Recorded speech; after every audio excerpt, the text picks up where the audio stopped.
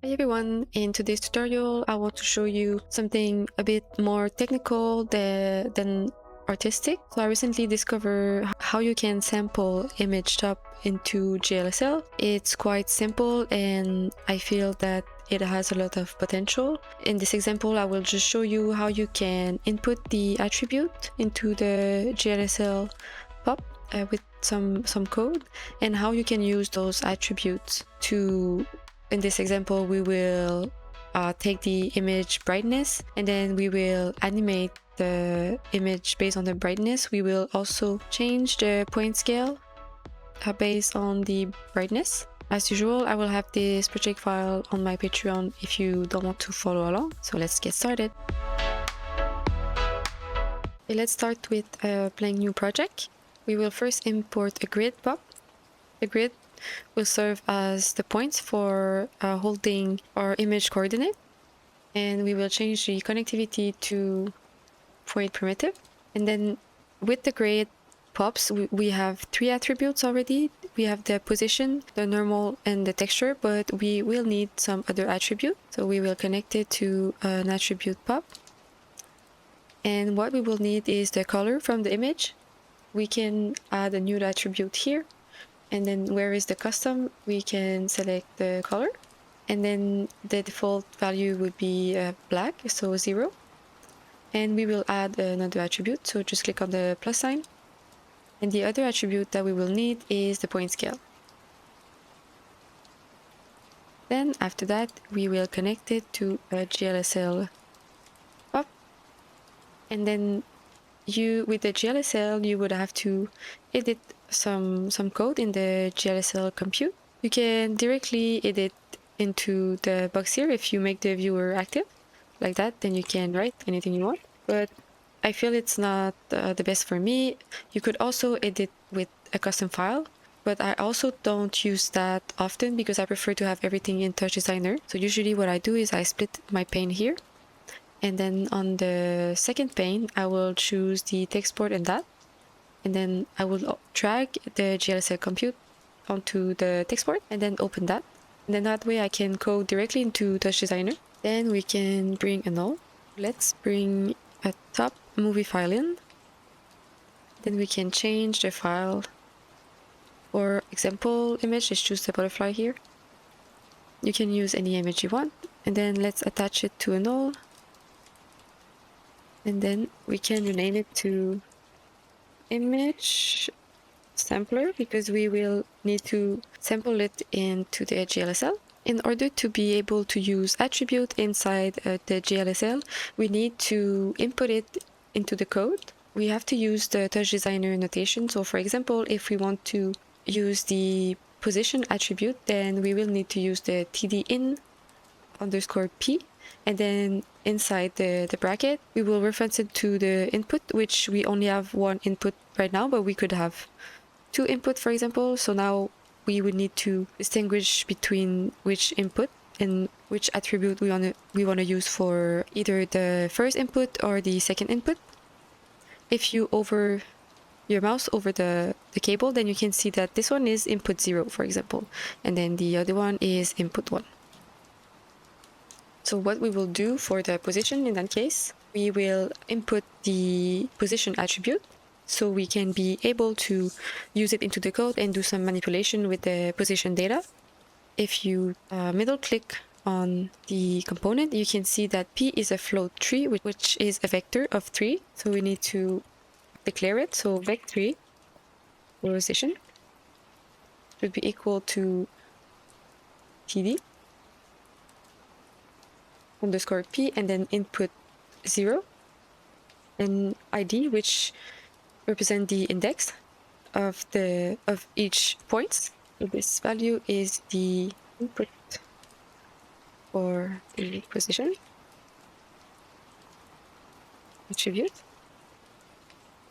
The next thing we want to do is convert the position data into UV coordinate, so we can reference it to the image. Convert the position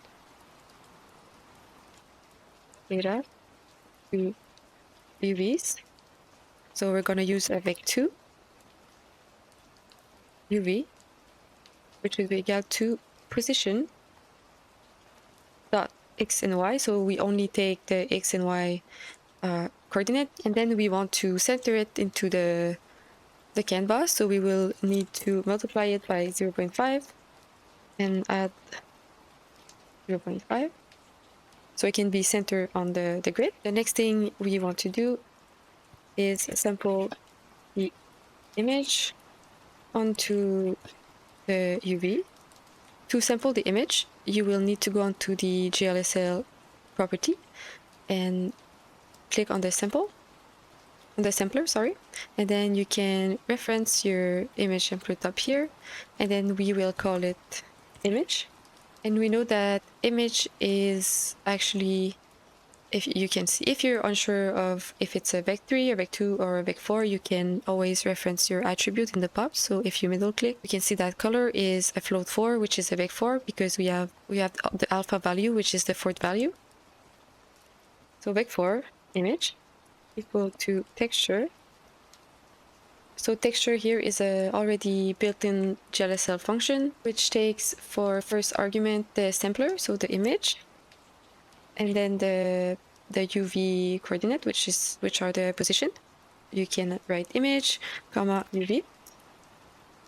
And then the last thing we need to do in order to see the image is to output the image onto the actual position data. And then we will also use this TouchDesigner notation, so which is P in bracket ID, and then we will reference the position data. Then we also need to output the color.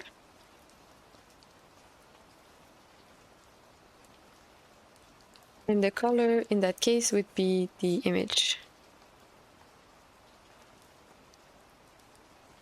Now we have an error.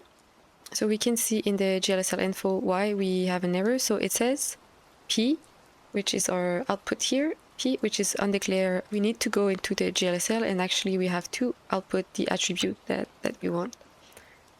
So here we have P and we have color. Now we can see that our butterfly is appearing, but it's cropped. This is because the grid is not large enough, so we can just increase the size, maybe something like 2, which is enough. And then we can make a simple render network just to see what we are displaying. So let's attach it to Geo. Camera. Light. And a render top and attach it to a transform. So we can have a background. So in the alpha here, put it 1, and then comp over background color. Then bring a null, and then make the viewer active. For the material, we will just use a constant. Now we don't see a lot of things because the points are really small. So let's create some instancing with a box and a copy. We'll bring a box pop and a copy pop. Box in the first input, the GLSL in the second input, and then here. So now the box are too big, so we can see the actual butterfly.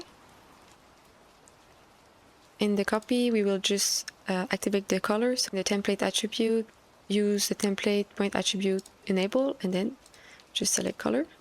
So now we can see the butterfly. But we don't want to change the scale with the box. We actually want to change it with the GLSL. So let's right click and then reset all parameters. We will now input the point scale attribute.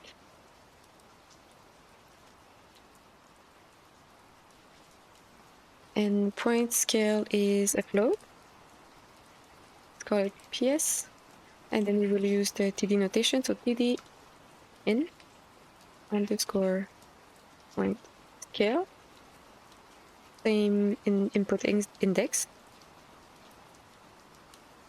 And then the name have to match exactly the name of the attribute. So if you have an error, maybe it says it can't take the attribute, maybe check if you wrote the name the same as the attribute that comes in the input. The next thing we want to do is get the image brightness. So let's declare a new variable.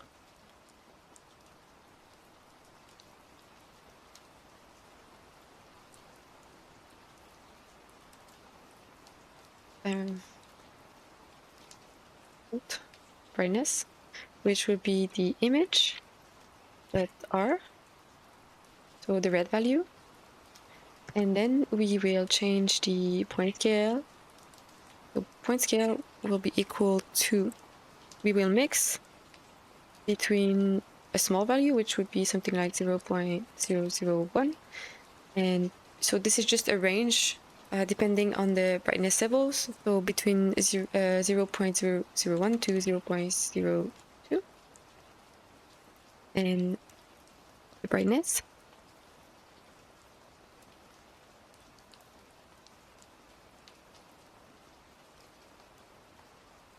Next thing we have to do is to output the point scale. Right, the output function, the output variable should be PS. I have an error. Point scale. Okay, I forgot to declare it here. So point scale, and then we also have to activate it into the copy here. Another thing you can do, because we don't see much, is we can increase the grid number of points. So that's much better. And then we can increase the Z value for the camera, so it's bigger. We see that the more bright it is, the bigger the cubes are, and the less bright, the smaller the cubes are. And this is because of the mix function. The last thing I want to show you is how you can animate the cubes in the Z direction. So for that, we will need to edit the position value, but the Z position value. So we will write position .z is equal, and then we can use something like a sin or a cos function to animate. So we can use sin. Then we need some sort of time data, so it can be animated over time. So we will create a new value, which we will call uTime. I think we can start with that for now, and then we will edit it. Now we have an error because uTime is not declared. In the GLSL, we can go in the vector and create one vector, which we will call uTime. And then we can use the Python formula for the time frame. So we can use me.time.frame,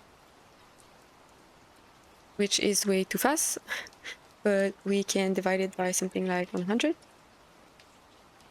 And now we can see that everything moves in the Z position, but we only want the brightest cubes to move. So what we can do is, so we can just edit the position Z to include the brightness. So for the function here, we will change the equal to write something like plus equal, which adds to the current value, so it kind of does a loop. And then we will use the brightness,